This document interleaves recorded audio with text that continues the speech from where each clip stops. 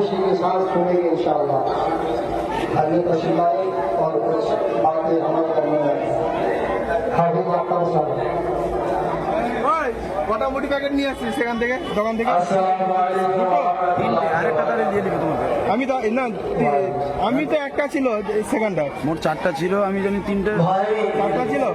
কি জানি আমি আমি যাকে একটা দিয়ে দিয়েছি। তুমি একটা দিয়ে দিবে আমার কাছ থেকে তাহলে। আমরা আজকে যে সবাই উপস্থিত হয়েছে নিশ্চয় আমরা অবগত আছি।